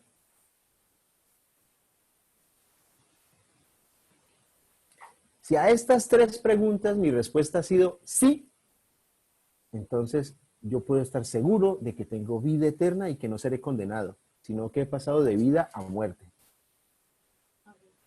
De muerte a vida, perdón, me confundí. Sino que he pasado de muerte a vida. ¿Bien? Si yo respondía a estas tres preguntas con sí, puedo estar seguro de que soy nueva creación y que ya no estoy sujeto ni a condenación ni a muerte. Y es importante poder hacerse ese tipo de preguntas y concretarse bien en esto. ¿Por qué? Porque nosotros no debemos basar nuestra seguridad de salvación, ya lo veíamos hace 3 domingos, no debemos basar nuestra seguridad de salvación en nuestros sentimientos o experiencias. Nosotros somos nueva creación porque el Señor Jesús así lo afirmó. La base de nuestra nueva posición delante de Dios se encuentra en la palabra de Dios. Nosotros aún, y esto es una realidad, aún permanecemos en una situación, en un lugar de peligro y de tentación. Todavía estamos allí. Y probablemente más frecuentemente de lo que quisiéramos, fracasamos. Pero la verdad maravillosa es que el Señor Jesús nos ha redimido y en Él somos una nueva creación. Somos nuevas criaturas. Y en el versículo 18 nos dice de dónde viene todo esto. Dice el versículo 18. Y todo esto proviene de Dios, quien nos reconcilió consigo mismo por Cristo y nos dio el ministerio de la reconciliación. Ahí está el núcleo de dónde tomamos el tema. El nombre del tema. Y todo esto proviene de Dios, quien nos reconcilió consigo mismo por Cristo y nos dio el ministerio de la reconciliación. Aquí está el punto. El ministerio de la reconciliación es el encargo que nosotros tenemos de ir a todas partes a proclamar el llamado de Dios a los perdidos. Nosotros tenemos que ir a todas partes a proclamar el mensaje de Dios para que vengan a Él con sus pecados, para que vengan a Él con sus cargas, para que vengan a Él con todas sus dificultades, con todos sus problemas, y sean reconciliados con Dios. Ese es el ministerio de la reconciliación. Ahora, la reconciliación no es lo mismo que la salvación. La reconciliación va más allá, es un paso más adelante. Voy a explicarlo. La reconciliación es mucho más que tener los pecados perdonados y que haber satisfecho la justicia divina. ¿Bien? ¿Por qué? Porque es que la reconciliación implica que hay una relación completamente cambiada. ¿Ya? ¿Y por qué hay una relación completamente cambiada? Porque alguien cambió completamente de dentro hacia afuera. Alguien fue totalmente renovado. Y esto genera una relación totalmente cambiada. Una relación absolutamente nueva. ¿Bien? A esto es lo que, por eso hablamos nosotros de que, de modo que si alguno está en Cristo es nueva creación. Hasta aquí apunta, aquí está la clave de esto. Es Dios el que genera todo esto. Es Dios el que efectúa la reconciliación. Ahí nos dice, en el 18, lo estábamos leyendo, quien nos reconcilió consigo mismo por Cristo. Y esta idea que está ahí se repite con otras palabras en el versículo 19. Leámoslo, dice, Dios estaba en Cristo reconciliando consigo al mundo, no tomándoles en cuenta a los hombres sus pecados, y nos encargó a nosotros la palabra de la reconciliación. Ahora, decíamos hace poco que la reconciliación es el ministerio de cambiar completamente. ¿Bien? Es el ministerio de generar una nueva relación porque hubo un cambio radical. Porque cambió desde dentro hacia afuera. Ahora, ¿quién fue el que cambió? ¿Quién es el que está cambiando totalmente? Uno de los atributos de Dios es que Dios es inmutable, nunca cambia. Dios es el mismo ayer, es el mismo hoy y será el mismo por siempre. Pero aquí nos dice la palabra de Dios que Él nos ha reconciliado consigo mismo. Dice que Dios estaba en Cristo reconciliando consigo mismo al mundo. O sea, es el mundo el que ha sido reconciliado. O sea, Dios ha reconciliado al mundo. Claro, no tomemos esto desde el lado que no es. Sí, obviamente cuando nosotros miramos el mundo, vemos que el mundo está patas arriba. O sea, el mundo continúa como siempre ha sido. Un desorden, un degenero, mejor dicho. El mundo lo vemos Y el mundo continúa como siempre. El mundo continúa por su sendero de pecado. ¿Bien? Cada persona que se apartó de Dios ha seguido haciendo lo que le parece, siguiendo su propio camino. ¿Bien? Esto lo dice, bueno, no me acuerdo la cita, pero el profeta Isaías lo dice, que cada uno se apartó y siguió y anduvo por su propio camino. Pero entonces es por medio de Cristo que el mundo es reconciliado con Dios. O sea, por la muerte de Cristo, el mundo es reconciliado con Dios.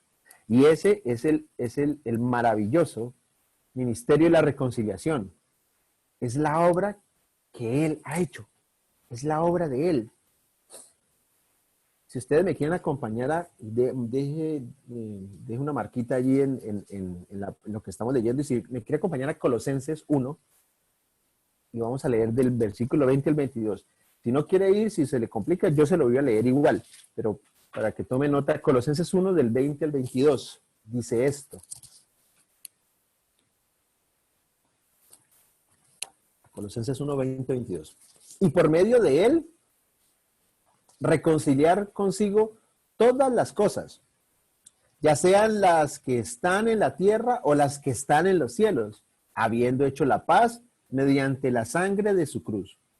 Y a vosotros también, que erais en otro tiempo extraños y enemigos en vuestra mente, haciendo malas obras, ahora os ha reconciliado en su cuerpo de carne, por medio de la muerte, para presentaros santos y sin mancha e irreprochables delante de Él. Dios nos es reconciliado, digámoslo así. O sea, Él no ha cambiado. Pero ahora el mundo ha sido puesto en una posición diferente. ¿Por qué? Porque Cristo murió. Cuando Adán pecó, allá estando en la cima de la montaña, en el jardín del Edén, cuando estaba allí, Adán pecó, cayó de la montaña, ¿y qué sucedió? Que un Dios santo, un Dios absolutamente santo, no podía alcanzarlo y salvarlo.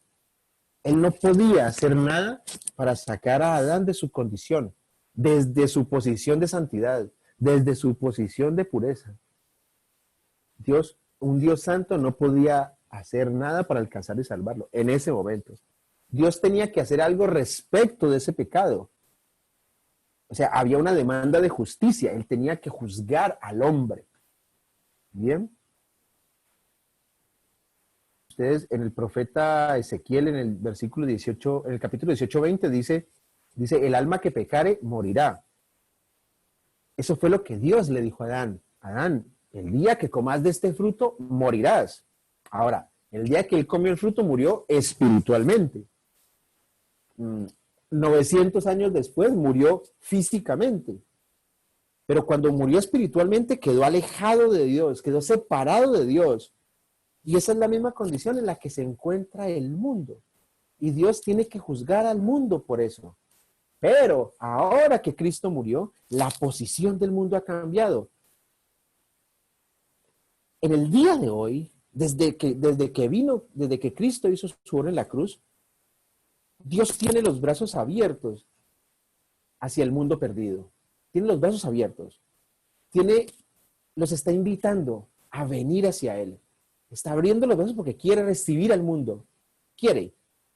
El Señor ahorita nos garantiza que incluso el peor pecador del mundo puede acercarse a Él. Incluso imagínense el peor pecado que se puedan imaginar.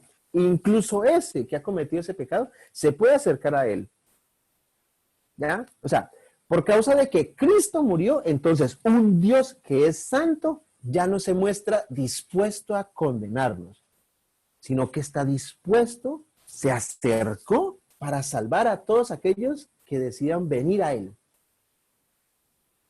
El Señor Jesucristo llevó sobre sí mismo el juicio, llevó sobre sí mismo la condenación del pecado. ¿Para qué? Para que el mundo haya sido reconciliado con respecto a Dios. Nadie tiene que ganarse el favor de Dios. Él no nos detesta, Él no detesta el mundo. Por el contrario, Él ama el mundo. ¿Ok? Y eso es lo que nos dice Juan 3:16. Porque de tal manera amó Dios al mundo. ¿Ustedes recuerdan? Yo sé que sí, porque es una de las, creo que es una de las partes más bonitas, más emotivas del ministerio de Jesús acá en la tierra. ¿Ustedes recuerdan cuando a esta mujer la llevaron delante del Señor Jesucristo? Eso está en Juan 8. La llevan delante del Señor Jesucristo y todos los líderes religiosos, todos lo llevaban, todos esos hipócritas lo llevaban. Esta mujer fue descubierta en fornicación, en adulterio, sí, algo así. Y entonces, ¿qué les dice el Señor? Todos los hipócritas estaban allí, ¿no? Como viendo a ver, ¿qué vas a hacer? ¿Cómo vas a zafar de esta, Jesucristo, Jesús? ¿Ustedes recuerdan lo que el Señor le dice a todo ese grupo de religiosos hipócritas? El Señor les dijo esto, dijo, muy bien, el que de vosotros esté sin pecado, sea el primero en arrojar la piedra contra ella. El que esté libre de pecado, tire la primera piedra. Y el Señor se inclinó y dice que empezó a escribir algo con el dedo en la tierra, ¿cierto? Empezó a escribir, no miraba a nadie, sino que se miraba al piso y escribía en la tierra. A mí, buscando en la concordancia eso de escribir en la tierra, encontré algo, pues, probablemente no tenga relación directa. Yo no la encontré, probablemente alguno de ustedes sí la puede encontrar, pero encontré en la concordancia una cosa que hablaba acerca de que Jeremías en el capítulo 17, versículo 13 dice, oh Señor, todos los que se apartan de ti serán escritos en el polvo, porque abandonaron al Señor, fuente de aguas vivas. Lo pongo ahí como nota, que me pareció muy curioso esa figura de escribir en la tierra. Entonces el Señor escribía en la tierra ahí, y Juan, el relato de Juan nos cuenta que todos los fariseos, todos aquellos religiosos hipócritas empezaron a irse, ¿ya? Empezando con los más ancianos hasta el más joven, ¿no? Todos se retiraron. Y antes de que pasara demasiado tiempo, o sea, la verdad no hubo que esperar mucho por esto, todos se habían ido, todos, excepto una persona. Había uno que no se había ido. ¿Quién fue la persona que no se había ido? El Señor Jesucristo. El único que habría podido arrojar una piedra contra ella. Él no tenía pecado, pero no lo hizo. ¿Qué hizo el Señor Jesús? Le preguntó a ella, ¿dónde están los que te acusaban? Y ella le contestó, todos se han ido, no quedó ninguno. Entonces el Señor Jesús le dice esto, ni yo te condeno, vete y no peques más. Por eso es que, a la luz de este pasaje tan bonito de lo que narra Juan, por eso es que Pablo, entendiendo, conociendo la obra de Cristo, podía decir en este pasaje de Corintios, en el 19, era que estábamos, ¿cierto? Sí, el 19, puede decirnos con esa tranquilidad, con esa certeza, que Dios estaba en Cristo reconciliando consigo al mundo, no tomándoles en cuenta a los hombres sus pecados, sino reconciliándolos con Él. Él realizó la reconciliación. Cuando el Señor Jesús estaba con esta mujer, Él no estaba cerrando sus ojos al pecado de ella. No veo que tiene pecado. No. Ni estaba haciéndose loco mirando por otra parte. Bueno, el pecado es una cosa que ocurre en otras partes. Yo para donde estoy mirando todo lo veo muy bonito. No, Él no estaba cerrando los ojos ante el pecado, ni estaba mirando para otro lado. Él era consciente de que por causa de ese pecado de esa mujer y por los pecados de todos nosotros, Él se dirigía hacia la cruz. Por el pecado de esa mujer y por todos los pecados de nosotros, la condena iba a caer sobre Él. Y así como esa mujer confió en Él, y porque esa mujer confió en Él, Él pudo decirle, vete tranquila. Pudo despedirla sin condenarla. Es lo mismo que hace con nosotros.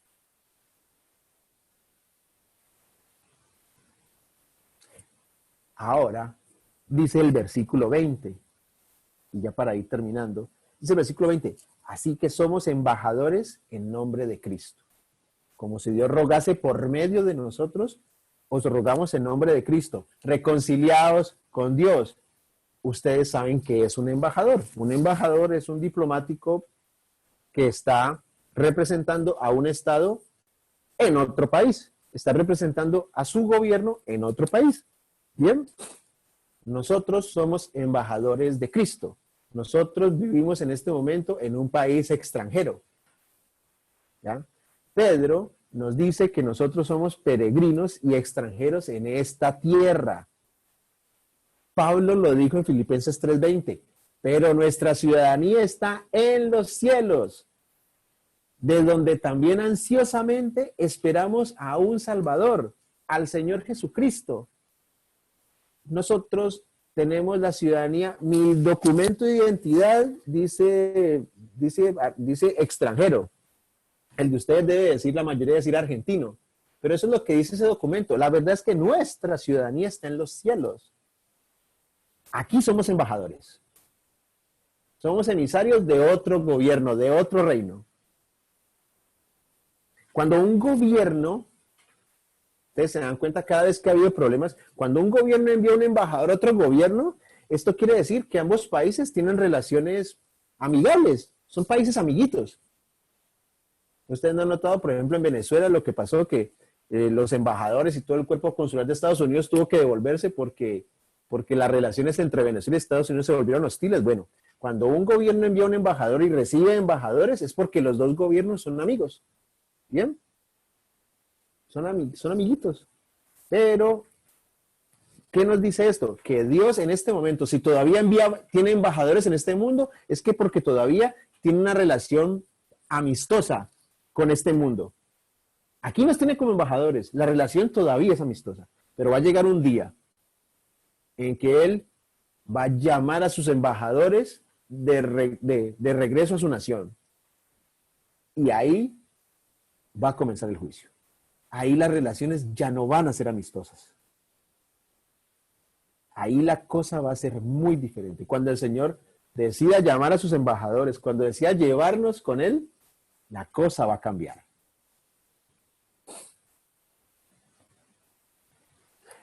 Cuando el hombre pecó, Dios por ser santo tuvo que apartarse del mundo. Tenía que ser así. Pero Dios amó al mundo, amó al hombre y envió a su propio hijo a morir en la cruz. ¿Ya?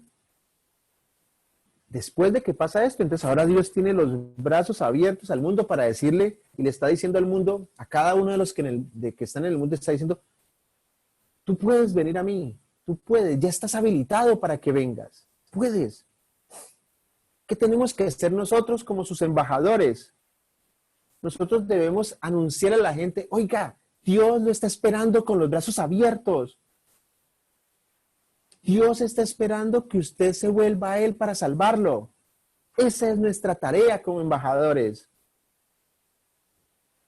Dios le está mandando un mensaje a la humanidad. Vengan a mí, acudan a mí.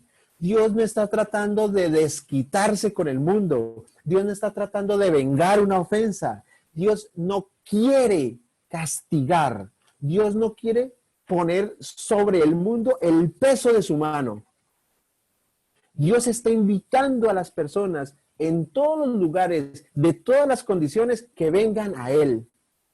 Nosotros tenemos el ministerio de la reconciliación. Nosotros tenemos el privilegio de poder decirle a la gente, reconcíliese con Dios. Todo lo que Dios le está pidiendo es que usted vuelva a Él. Tenemos ese privilegio. Y tenemos ese privilegio. Y Dios puede adoptar esa actitud porque Cristo llevó nuestro pecado y recibió el castigo en lugar nuestro. Gloria a Dios por eso. Y para terminar, miren lo que dice el versículo 21. Versículo 21.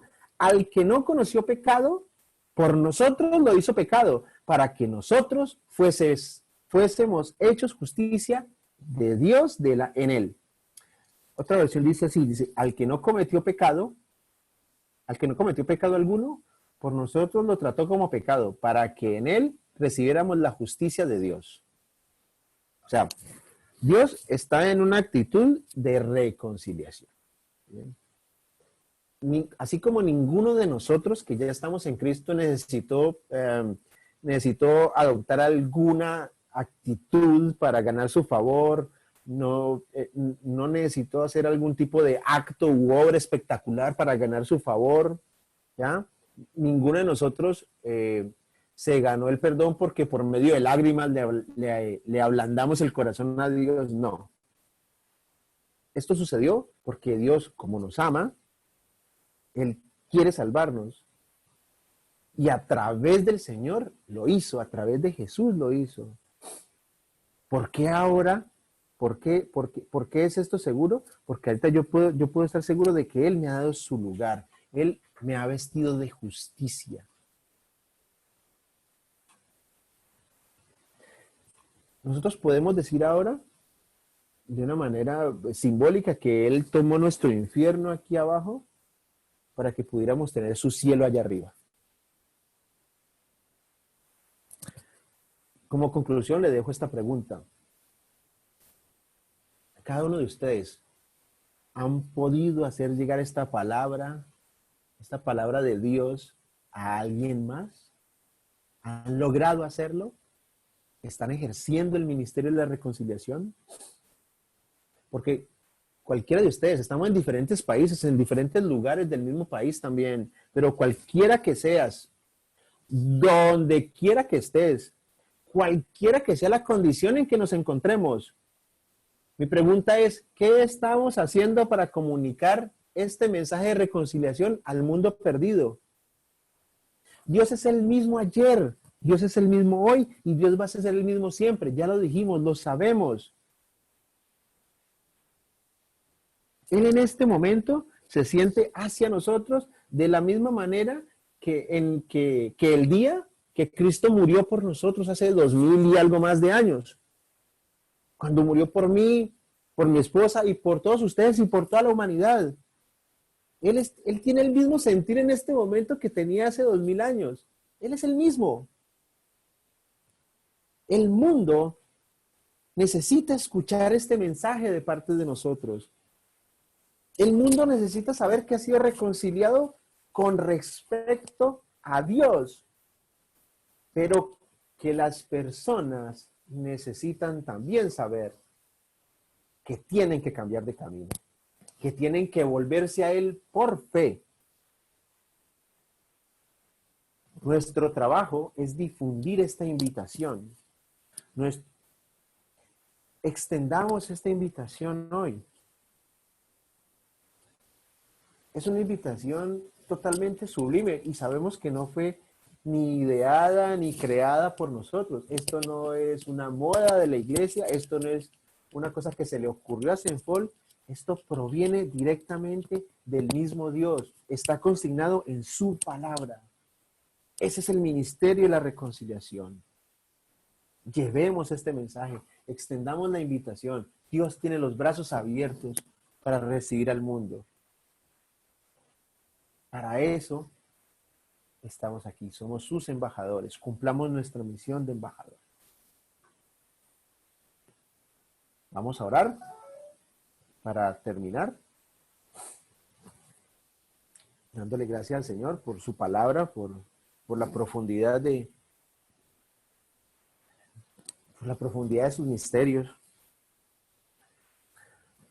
Amado Señor, te damos muchas gracias por el día de hoy, Señor.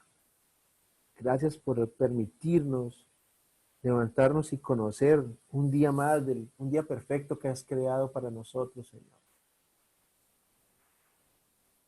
Gracias, Señor, porque cada vez que nos acercamos a tu palabra, cuando nos sumergimos en ella, salimos totalmente confrontados, cambiados, Señor, renovados.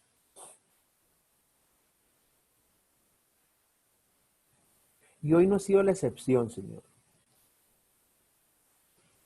Gracias, Padre Santo, porque has confiado en nosotros para el ministerio de la reconciliación, Señor.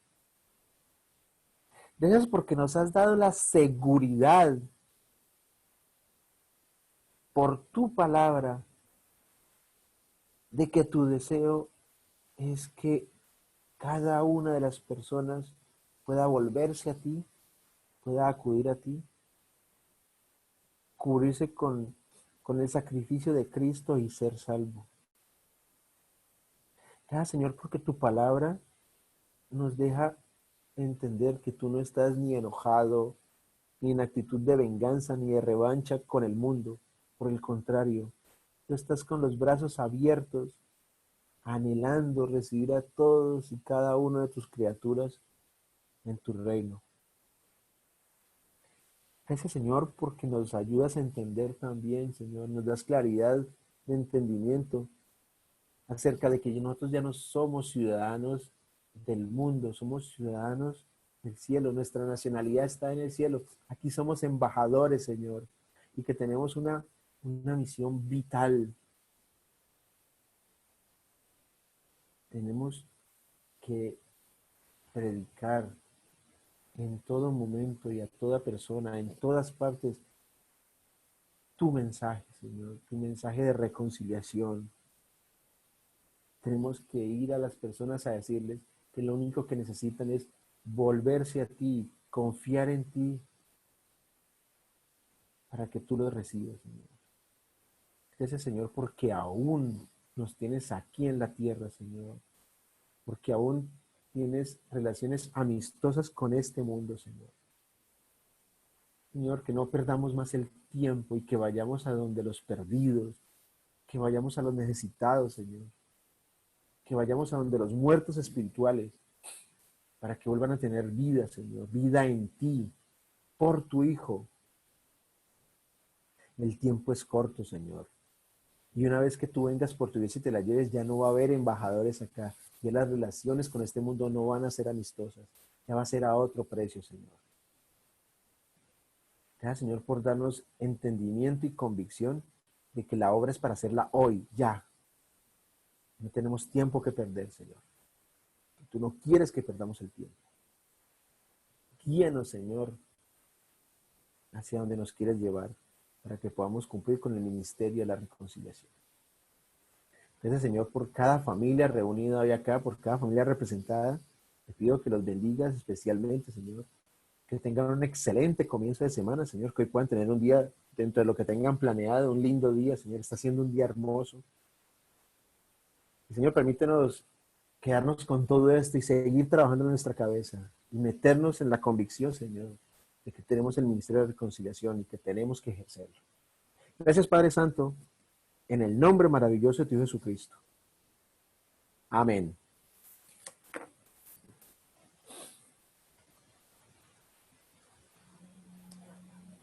Enciendan cámaras, saluden.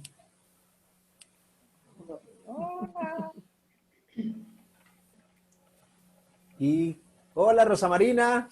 Hey, Gerardo, Wanda, hola papá, hola Yolanda, hola, ahí están Vivi y Bauti, hola Bauti. Hola Virgi, también. Andro, Irma, por ahí está Cali también, Griselda y Avi, hola Virginia, Mónica y Daniel. Daniel y Moni, Claudia Medina, Leandro. Ricardo. Ay, qué bueno verlos a todos. Eduardo, Patricia, Ana María, por ahí están Antonio también, Abigail, Rubén. Patricia y Eduardo, con Lucas también. Ahí están. Chao, Silvia. Qué bueno verlos. Dios los bendiga. Adiós, Bauti. Qué alegría. Chao, Bauti. Adiós. Adiós, Dios los bendiga. Buen domingo. Feliz almuerzo, feliz almuerzo. Igualmente. Chao, papá. Chao, Adiós. hijo. Dios los bendiga. Adiós, don Aldemar, Amén. doña Yoyalanda. Adiós. Bueno, que Dios les bendiga. Adiós. Chao, Chao a todos. bendiciones.